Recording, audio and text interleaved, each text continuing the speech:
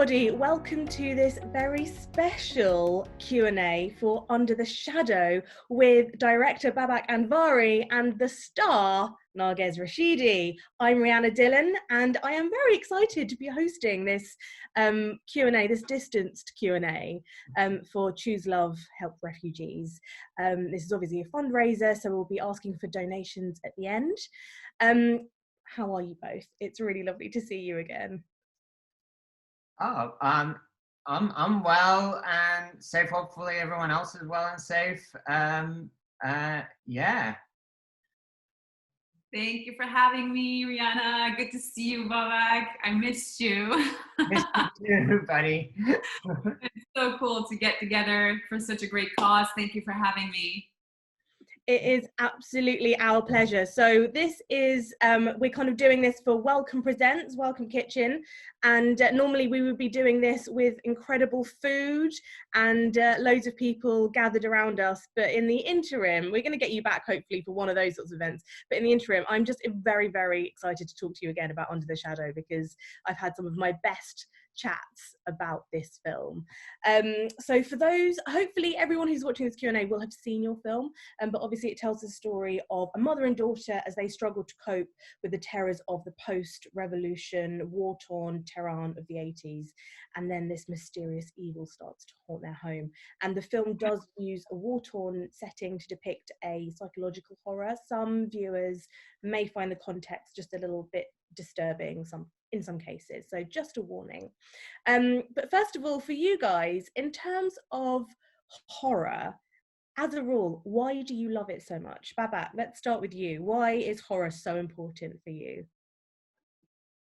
I think horror is incredible as a genre because, and for some reason, it always gets there's like a lot of snobbery around it. Luckily these days, there's less and less of that. But I think horror, almost like sci-fi, like especially sci-fi from the 50s and 60s, it has this great potential to kind of use metaphors and allegories to tackle very serious subjects, but without being too heavy-handed and on the nose. Mm-hmm. And this is what I find so interesting about it.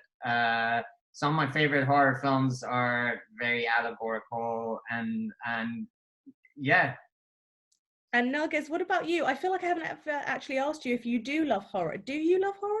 That is a good question. I was just asking myself, do I love horror that much? I do. You know, if it's psychological horror, I really love that. Mm-hmm. And I agree with Babak because you can, use the metaphors and use as we did or you did in your script, you can use like real life horror and then and wrap it up.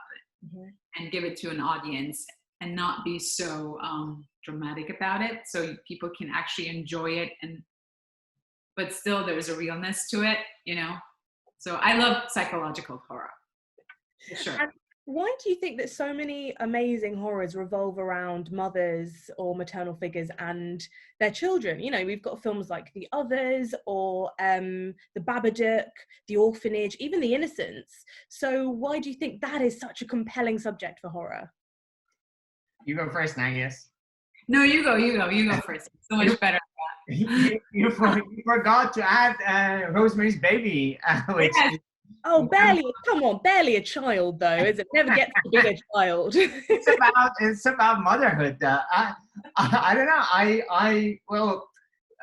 Brackets, obviously that film was one of the major influences on Under the Shadow. That's why I brought it up. But I think make me watch it.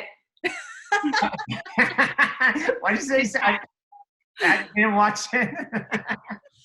Yeah, I'm just pretending that I'm a fan of that film. No, it's one of my favorite horror films, and I don't know. There's something. I mean, you can write books about motherhood, and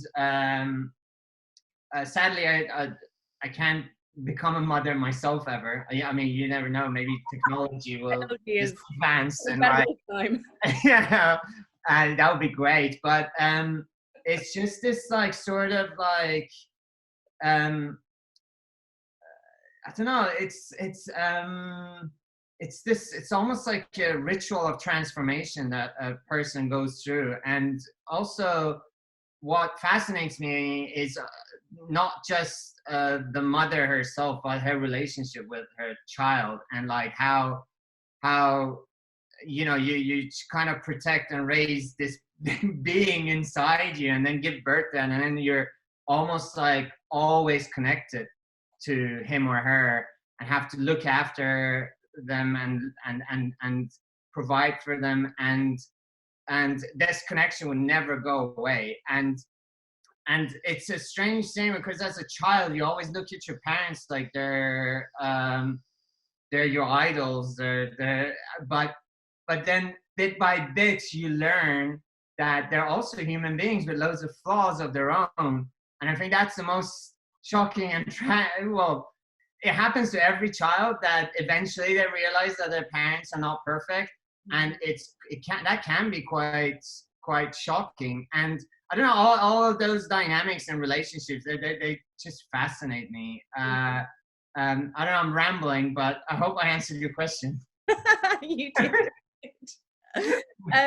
We actually have a question from somebody who emailed Welcome Presents, and they want to know, Babak, how did you end up working with Narges? I think this is a nice way to sort of bring in how this happened. So yeah, how did you end up working together? Had you already seen some of Narges's work and thought that she would make an excellent lead? Yes, so basically I wrote the script, and we were looking for an incredible actress and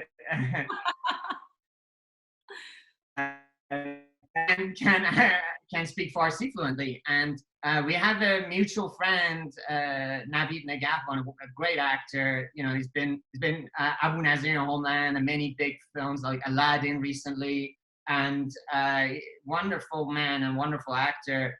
He read the script and immediately told me, recommended me. Now it was like, you need to check out Narges Rashidi. And I started watching Narges' stuff, and I was like, wow, she's incredible. Then we started, we connected.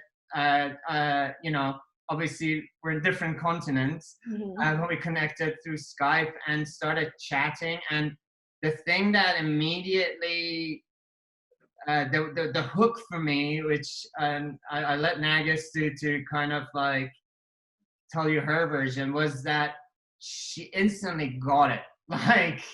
Like there wasn't like any extra explanation needed to sell the idea to her. It's like she knew who this character was. So yeah, Narges, I mean, do you want to add to that? Well, add to it, yeah. So yes, I had heard about Babak and his movie through Navid. He was at my house when we were talking, and he's like, oh, this movie is happening. It's called Under the Shadow. It's super, it's a first-time director, but the director is really, really talented. And then he was so excited about Babak. And then he showed me your short that you did, the 2 and 2. And I watched it, and I was like, oh my God, this guy is truly super smart. And I just loved it because it was so simple, but it said so much with its simplicity. And I loved it, and I thought it was great, and totally forgot about what Navid had said, and months passed. And then I got an email from Luke and Toe, one of the producers of Under the Shadow, and saying, hey, Navid had introduced you to us, and we would love for you to read our script and for the role of Shide. And I read it, and I kept like going, and it was just like, oh my God, I couldn't believe that I had this little treasure in my hand. And then we Skyped, and everything I thought, prior to meeting him, about him, even doubled up. He is really very, very talented and very, very smart.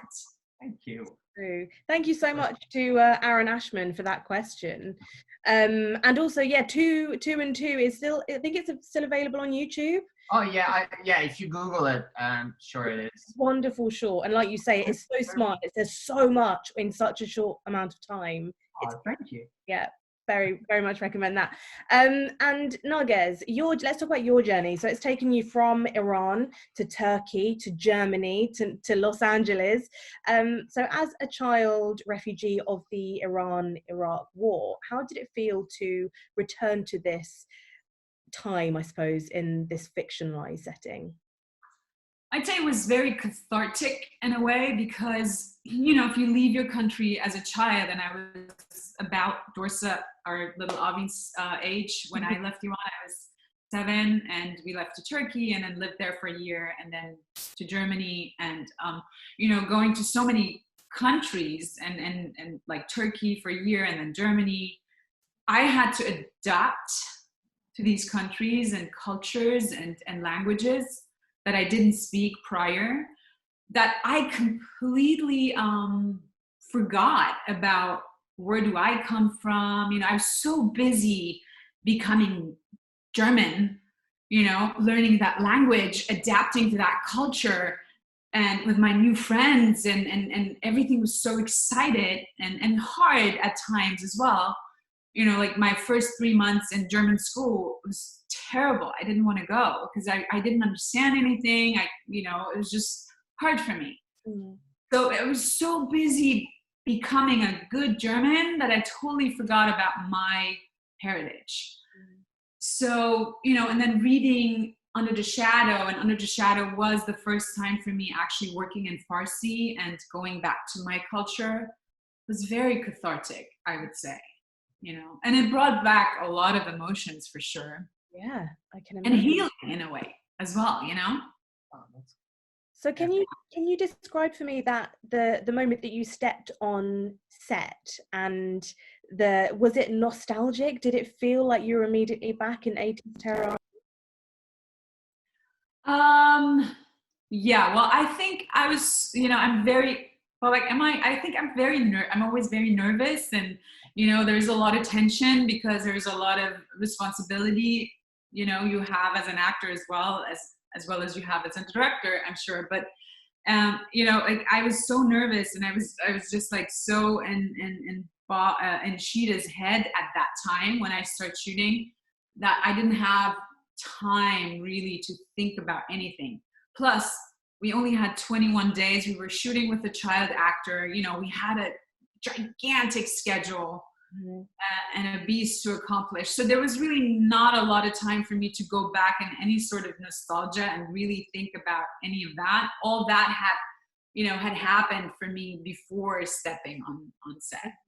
But I do remember, I want to say something here. I do remember your Babak's facial expression, because I'm not a big you know, like I do technical rehearsals, but I don't like do emotional rehearsals. Okay, yeah. And we had just started shooting, and it was my first scene. It was the one with Bobby on the bed where we were having that, you know, emotional moment. Yeah. And I could see in your face, I don't know if it's true or not, because we never talked about it, but I could see in your face that you were like, oh my God, is she gonna deliver? Because I was not emotional at all. Like, I didn't go into any of the emotionality of it. And then when we actually went action, I think I saw this like first relief in your face. I'm not sure if it's true. No, I knew you could deliver. But I tell you a story, my version of I think very first day that Narges walked on our set. Me and my DP Kit Fraser were working, and then Narges showed up, and she was so, I don't know if she was nervous or like taking everything in. She was very quiet and very serious. She wasn't like, she just walked around, and then me and my DP, my kid, who's like a very good friend, we were just looking. I was like, she doesn't look happy. Maybe she hates the set. And then at the very end, after like walking around, she came to me and was like, Babak, can I sleep over here tonight? I was like, no, because you're gonna be very cold, and they're gonna be like people doing construction work. and then, but I do remember, because we didn't really have time. We had like a very, very, very jam-packed like rehearsal, and by rehearsal, it wasn't really going through any scenes. It was mainly Narges, Bobby Noderi, who plays her husband, and Alvin, who plays Dorsa, you know, just coming together, like kind of like trying to have the family chemistry, like doing like make-believe scenes as a family. And yeah, I remember, I think Narges doesn't want to give too much before the camera is rolling. So she was like holding back a lot of remote emotions, but still, you know, like playing along. And like, and I think those rehearsals were incredibly useful, because I think once the camera started rolling, they do feel like a family, like that they've been together for a long time. But yeah, but I did have a little bit of that. Oh, is she holding back? But then obviously when the camera started rolling, she was great. That's very funny. That's amazing. Was the character of Shida already completely fully formed, or did you work together to sort of complete her, I suppose? Yeah, I have to admit here, I mean, Shida was written so well, you know, like a lot of her things, like her biting her lip was already in the script. A lot of her little tics that she has was already written, you know, so there was nothing, I mean, there was not a lot for me to like have to like, you know, to give her, you know, that kind of life that you give a person when you play them.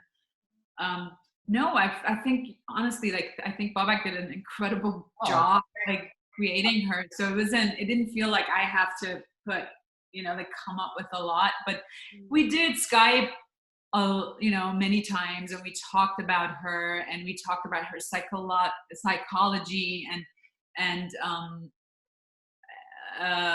about things that she's going through, and her backstory, and how she is, and how she would react in certain situations, because she's, you know, like I'm very goofy, and I'm always like, you know, but she isn't. Like she's the absolute opposite of that. She's like very centered and a little cool. Yeah.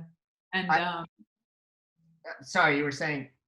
No, no, please go. I just want to say, Narges is being very modest here. Obviously, she brought so much to the table. I know that all of those Skype sessions, and we met in London as well.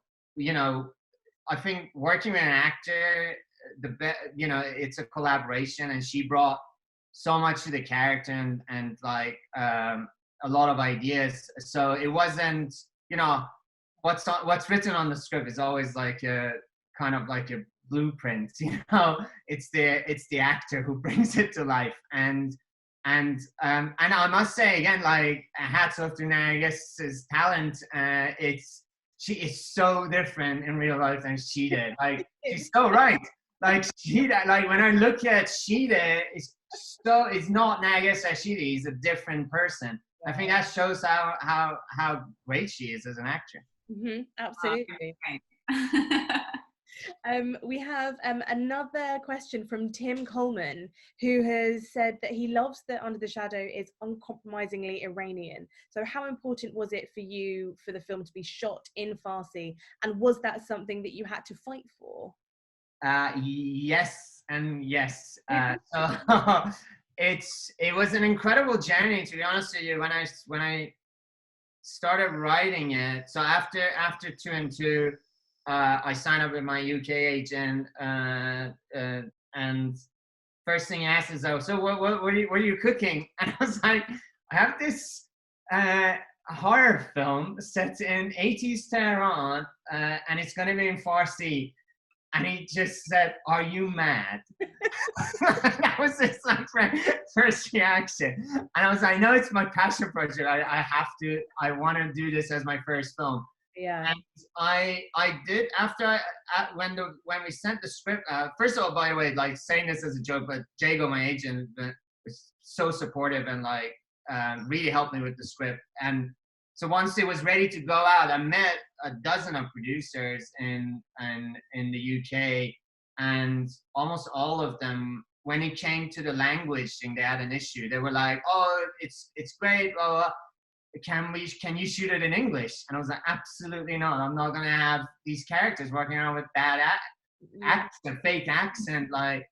And I was like, authenticity was so important to me, and I was so lucky then to my producers, they were the only ones who took the risk. It was Wigwam Films at the time, Luke Quinto, Oliver Roscoe, and Emily Leo. I remember when I first met them, and I was like, so what language are you thinking? I was like, Farsi, because it's set in Iran. I was like, okay. Okay. They were the only people. And yeah, I feel so blessed and lucky that they came on board and helped me make it happen. Mm-hmm.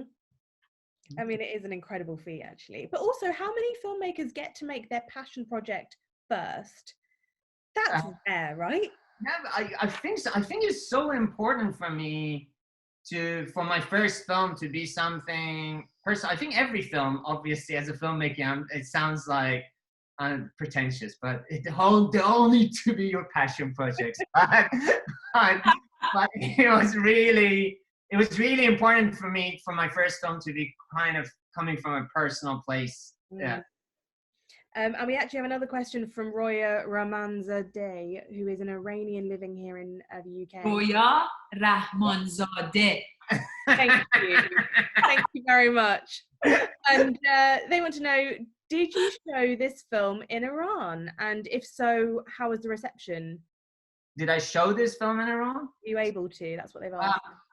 No, it never had an official screening in Iran, but there were many, I think still going around, bootleg copies everywhere, even being sold on the street. And so many people watched in Iran, and I got messages on social media, and they were mostly very kind of warm kind of reception. So everyone liked it, and it means a lot, especially when it comes from an Iranian, and like people who say, "Oh, it really reminded us of that era," and like really feeling nostalgic, because, like I said, authenticity was really important for me. And horror generally, like we kind of touched on this, but it's a genre that tends to divide people, quite more than any other genre possibly. So was that ever a concern when you were embarking on making one? No, I mean,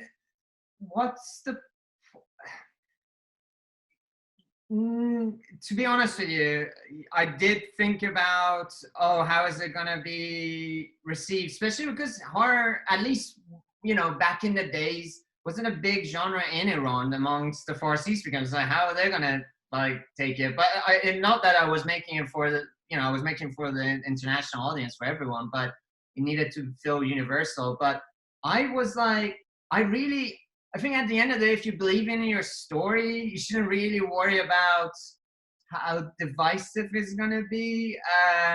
I think, and it kind of bugged me as well when the script was going around, or after the film was finished, people watching it, and then some people coming to me like saying, "Yeah, but it's not a horror film, It's like as if it's a dirty word." And I was like, "Well, did you get scared at any point?" I was like, "Yes." I was like, "Well, it is a horror film." That's the robbery you were talking about earlier, wasn't it? True.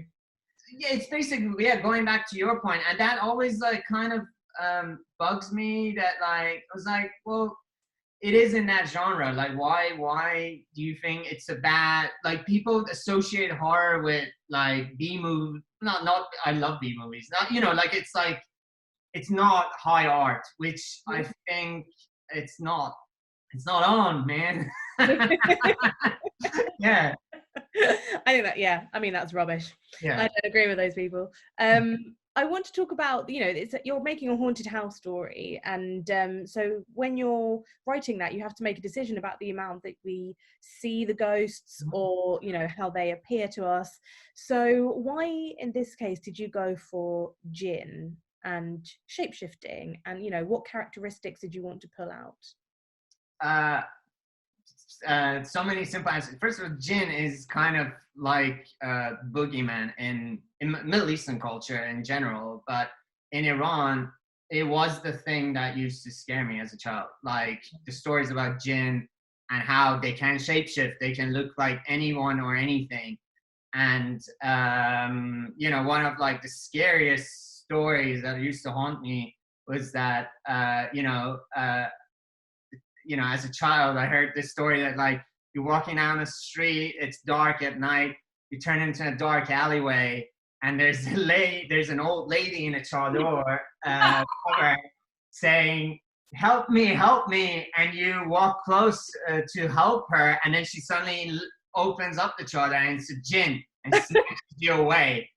And that kind of ended up in the film. So it truly used to scare me, that story. So it's a boogeyman, and it's so interesting that you talk about the haunted house aspect of the film, because one thing that was really exciting for me when I was writing it was that this is like classic Gothic like haunted house story, but instead of like set in Victorian England, like The Innocents, it's in Tehran, Iran in the 80s, and but it is a haunted house story at the end of it.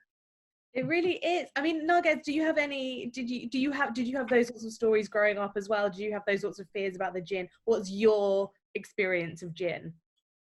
What's my experience of jinn? Well, I grew up with 3 brothers. Okay. So, man, oh man. I mean, my brothers would like play the jinn for me almost every other night, because my room as a child was, is my room, and then my brother had to go through my room to get into his room. Okay. And he's 7 years older than me, so he would, I was already in bed, and then when he would come home from a party or whatever he was doing, he would do like the wildest things to scare me. So and some of them were the jinn, or he would just stand there with an axe and just like laugh, like just siblings. They're so mean. So cruel. But definitely grew up with a lot of that. And yes, and as Babak already said, jinn is a very Persian or Iranian metaphor for the boogeyman. So we're all used to it. And there's even a saying in Farsi where said, when children are going too wild, my mom used to say to me, "Shishoda, jinn gereftate." Like, did the jinn get you? Are you spelled by the jinn, or why are you acting crazy? Yeah. So that's, so we kind of grew up with that expression and that boogeyman. Yeah. Jinn. I see. So did Arvin, was she, the little girl who plays Dorsa, was she aware of jinn? Had that been her sort of, upbringing as well? Well, I mean, she grew up I think she left Iran when she was really young. I don't even know how much memory she has from Iran. But I think probably she knows that. I mean, it's part of our like folklore. It's in like 1001 Nights. It's called also Arabian Nights, but which is, it's like very, and again, brackets. It's like I said, across Middle East, everyone have their own jinn stories. It predates Islam, and it's like it's in the Middle Eastern culture. But she knew about jinn. I mean, it's like I said, it's part of the culture. And but she wasn't. Funny enough, she's so smart and incredible. She wasn't scared of, like, she knew we're all like as if we're like playing, like this is all made up. Good. Yeah. Actually, well, let's move on to her then, because Oliver Roskill has asked both of you, were there any particular challenges that you faced working with a young child actor? That's so funny. The name. That's why I'm one of the producers of the film. He knows. Yeah.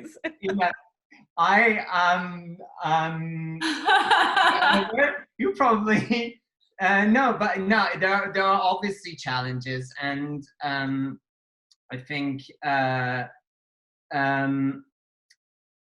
what we were very blessed and lucky that, like, first of all, Owen's super talented, raw talent, I think with a child, when you can tap into their imagination, and someone like Alvin who has such great level of imagination. They just give it all to you.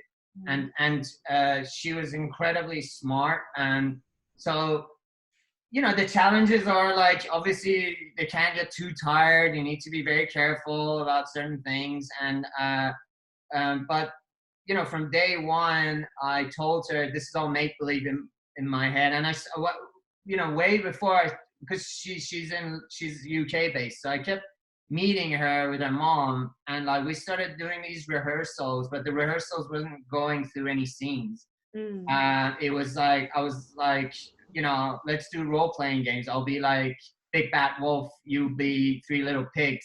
And we started playing these games, so she got my trust. And I was like, well, what we're gonna do, it's exactly like this, but in a bigger scale. And then when we started shooting, I was so blessed that you know, Narges was there, so we kind of teamed up. And Narges had experience working with children before, so it was like me and Narges constantly working together to get the best performance out of her. So yeah, Narges, Narges, do you have any sort of like, you know, memories or anecdotes about how you two managed to create that bond? Because it's quite an unusual one. It's yes.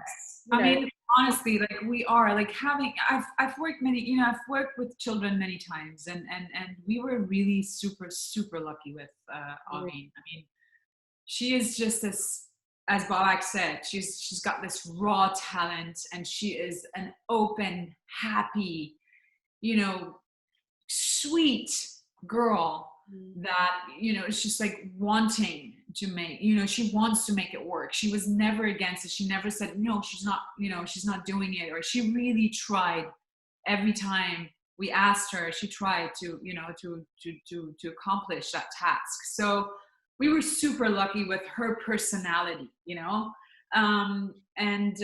What did we do? I mean, we didn't have that much time. So when I arrived in Jordan, we had 3 or 4 days. So, and I think the most important thing, you know, working with children is that you gain their trust. So we played, we ate together. So I just, you know, we became friends. And I guess, you know, meeting the older actress, it's her first film, which I think she kind of wanted, sounds so like manipulative and mean, but, you know, like it kind of like, it's kind of the truth, but, you know, like she wanted me to like her. So she tried, of course, you know?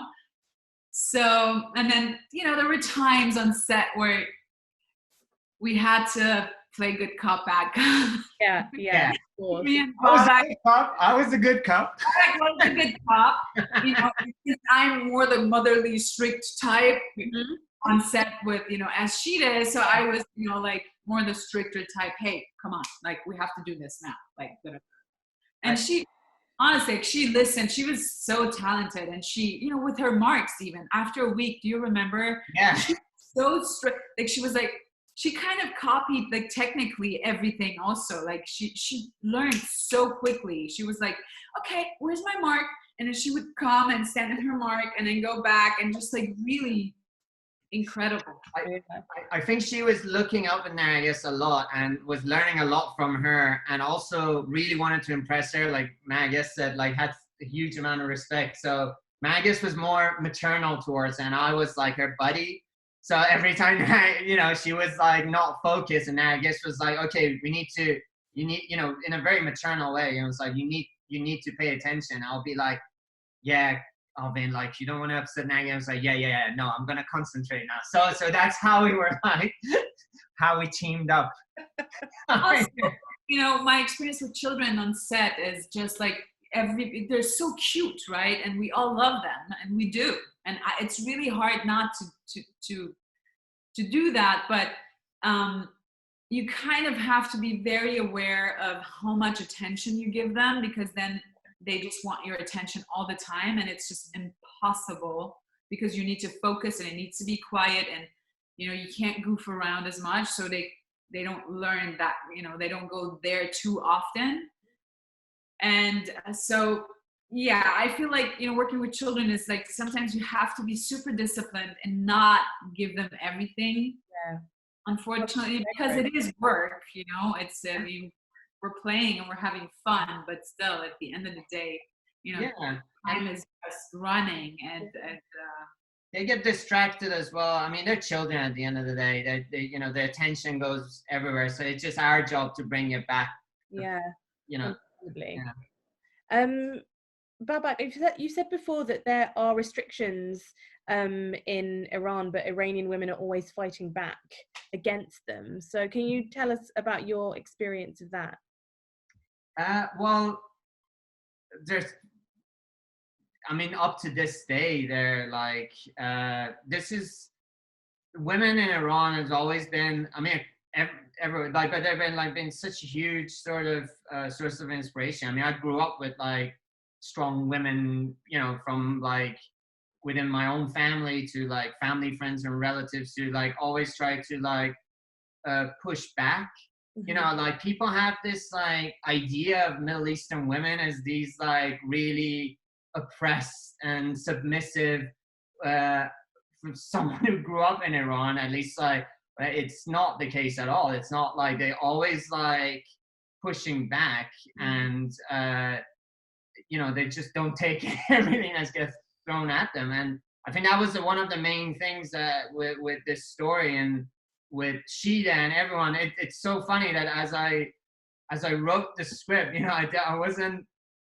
I wrote it, and then a friend of mine told me, have you noticed like all the men in this story are in the background, and like even like the key supporting characters are females? That just happened. It wasn't like, but yeah, I mean, like even like we had challenged. The only reason, like one of the main reasons that like we couldn't shoot this in Iran, we had to choose Jordan, was because obviously as Iran has such a big huge cinema, like film industry, and like many great filmmakers. But for me, this is a story about a woman left on her own with a child in her apartment, in her private space. And in Iran, if you're shooting a film with an actress, that actress always needs to cover her hair, like always. So you can't show a female without hijab on camera. So that was like one of the main reasons, like one of the very early things that were like, well, I can't show a woman being left alone in her own apartment, constantly wearing going to bed wearing a headscarf. Like, it's just, that actually is more unbelievable. And so, I mean, these are like one of the many restrictions that like, but women in Iran always find a very smart way to kind of circumvent them or fight, push back. Yeah. Narges, is that your experience as well? What exactly? Because I kind of lost it. Can you give me the question again? The connection was gone too. So about how Iranian women sort of rail against the system, because Shida's character does that. So she's so furious from the beginning of the film, and I loved how her small ways of fighting back. Yes. So the funny thing is, when I read the script, right, it never occurred to me that this is a feminist story. Mm-hmm. And I'm thinking, why did it not occur to me that this is such a female-driven, strong female-driven story, and the main character is a woman. It never occurred to me because, as Babak says, I grew up with my mommy, right? And my mother is a very strong Iranian mom. And my my grandmother was incredibly strong. Mm-hmm. So, yeah. So, it was just the norm for you, right? I'm sorry? So it was just the norm for you? Yes, it was kind of the norm for me. Although we have these, Iran has these restrictions after the revolution, mm-hmm. With women having to wear hijab, which I find very unfortunate. And I think everybody should choose however they want to look. They should look, if somebody wants to wear it, they should. And if somebody doesn't, that's just my personal mm-hmm. Opinion. But I do agree with you, Babak. I think, women in Iran are strong women, and they do find their ways to, like, just look gorgeous. Since Under the Shadow came out, For Summer has come out, and that was an incredible documentary which I think just resonated and touched so many people around the world. So did you watch that and see the parallels with your story? Because I certainly did. I was watching it thinking about Dorsa with Summer. I cried just non-stop as I was watching that film. It really affected me and shook me up. And I think there's a line in that film that kind of really stuck with me, when it's like after bombing and one of the nurses in the hospital is just sitting brooding, and then the documentary maker goes and says, "What's wrong?" And he just shakes his head and he goes, "The children have nothing to do with this," because he just seen what happened with some children. And it just hit me, because that's something that I always find so unfair, like that idea of like why this innocent has to go through such like terrible, like man-made evil. Like they don't have anything to do with this, they don't understand it, and they have to experience it. And I really hope the day comes that no children have to experience such thing. Narges, have you seen For Summer as well? Yes, I have, indeed. And very recently, actually, like a couple of weeks ago, I watched it. And same thing with me. I cried, I think, two hours, and it took me 3-4 days to really digest all of that. Given, we were saying, in our story, of course, it's fictional, although it's based on the truth, because the Iran-Iraq war did happen, those bombs did fall, and I lived there, I experienced it myself. But seeing it, as a documentary, and real children dying in front of you, and it's brutal. It's just you don't want that for anyone. You don't want it for grown-ups, but of course you don't want it for children either. And I think and it's just mind-blowing to me that in a year 2020, humanity being so far, that these things still have to happen. It's just unbelievable. I don't quite get it. No, you can't get your head around it because it's so illogical. It sort of made me think about all of that inherited trauma as well, which I know that you've both sort of spoken about in the past. And I saw that you were talking, Narges, about your mother and about what she used to do because you used to have to go and hide in shelters. So how she sort of tried to keep your mind off what was going on in the outside world. So can you remind us what she used to do with you? One of them was, she's so cool. She would always have this recorder, like a ghetto blaster, down in the cellar, and she'd turn on the music when the bombs were flying in. So she would turn it on and start dancing and goofing around so we wouldn't hear it and wouldn't get scared. These were the things that she would do. Or she should like always play it down. I remember once we were in our apartment in Tehran, and I was sleeping on her lap. It was in the middle of the night, and back then my parents would go to bed really late, and so I was sleeping on the couch on her lap, and woke up and was like, "What was it?" And she's like, just some bombs. Go back to sleep. Like really play it down. Yeah. Also because the war, the Iran-Iraq war, was going on for such a long time. You kind of. It sounds so weird because you never get used to war, but you do. Like it's crazy that such a thing can become your normality, and that did definitely happen in our case. I don't know how it was for you, Babak.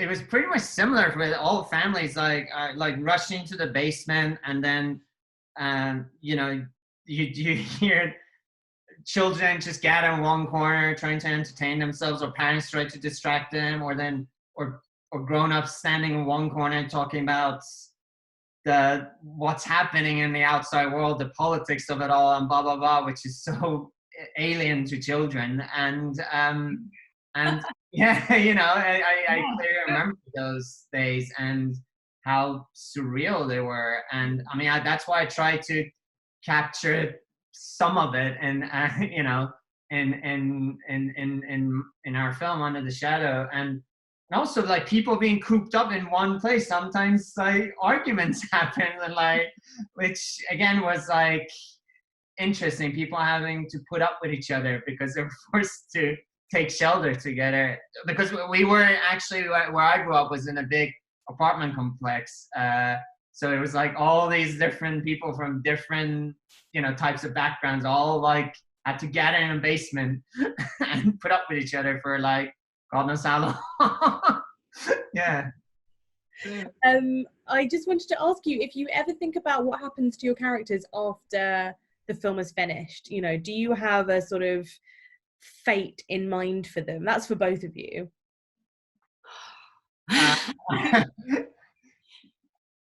Well, what, the head was still lying there, right? And well, the yeah, book, and she does book, and she does book. and Sheeta's book. So Yeah. I don't think anything good happened there. I don't know. Sheeta's so strong. No, I believe Sheeta's so strong. She went back, got that head, got the book, and then left to her her mother-in-law. But she didn't get along with her mother-in-law, so.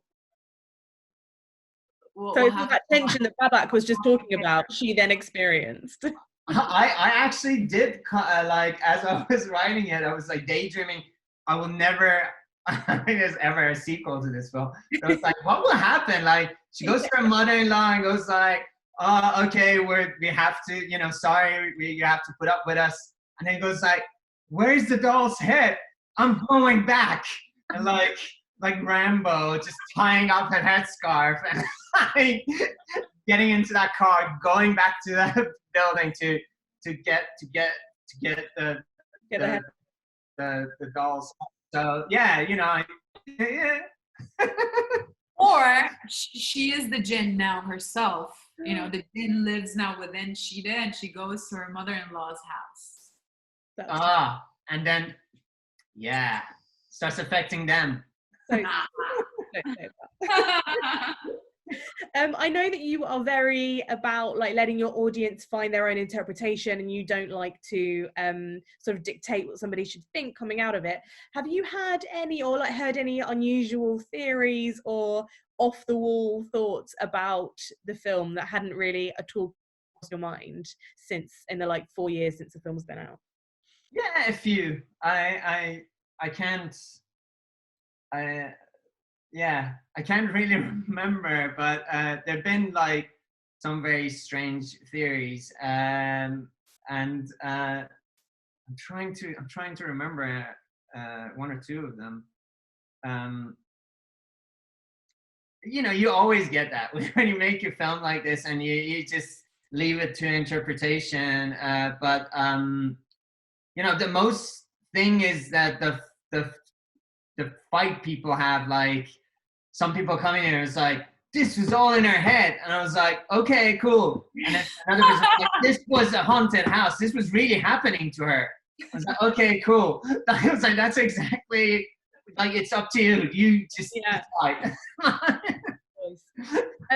Like last time I spoke to you, Babak, you were saying that your next film was going to be a thriller because you didn't want to be known as a horror director, and then you made Wound, which is 100% a horror film.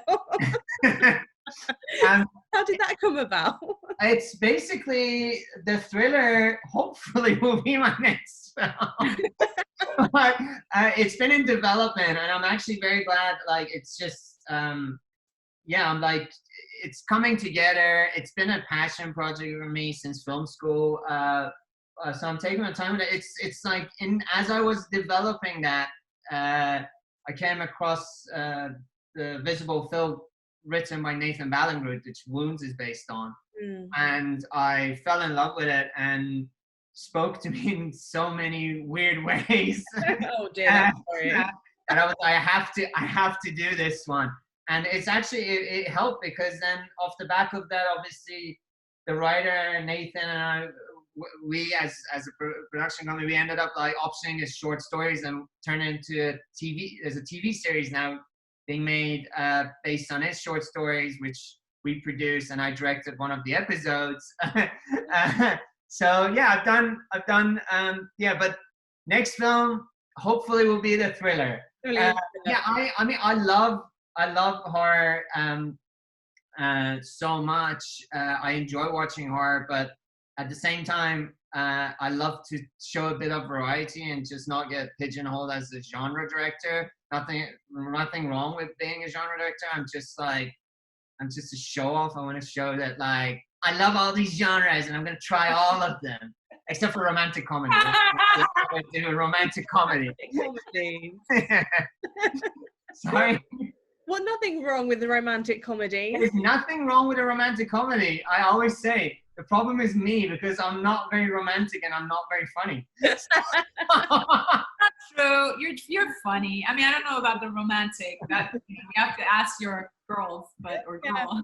But you're funny. Thank you. Also, I don't think, is there a difference between a good story is a good story, really? Yeah. If it's action, if it's horror, if it's drama, comedy, whatever it is, if it's a good story, then it doesn't matter what genre it is. I'm open to all of them, really. I agree. I agree.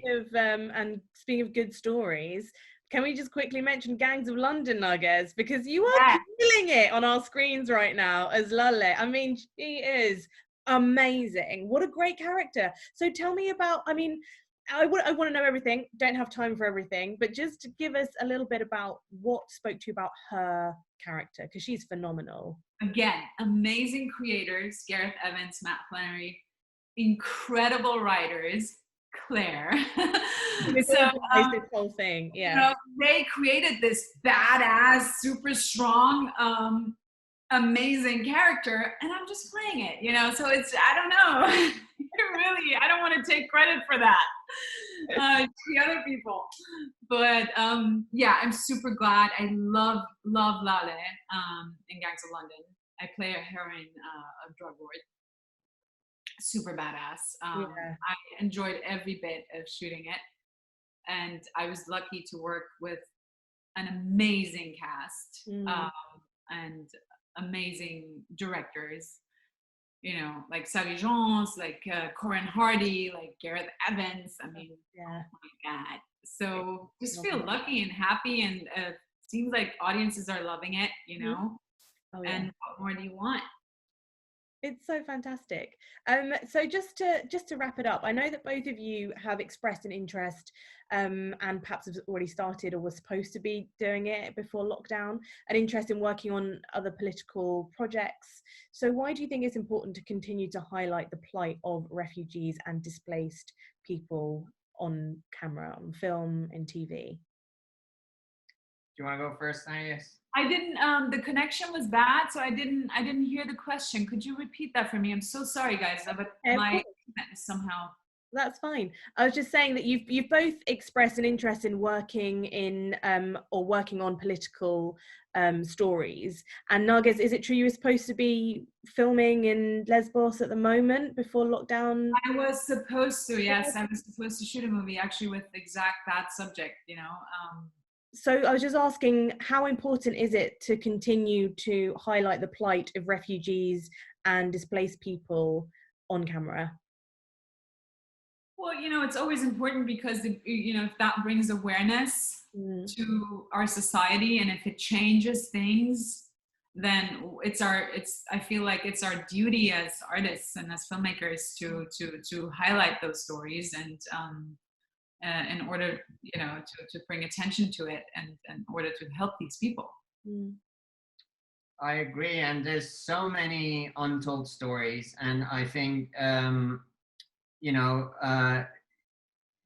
we can't even touch the surface, but it is very important to bring attention, and as an immigrant myself, someone who chose, obviously UK is my home now, but I chose to live here and like Narges said, like kind of like adjust and adapt. I think it's important. Like I do feel like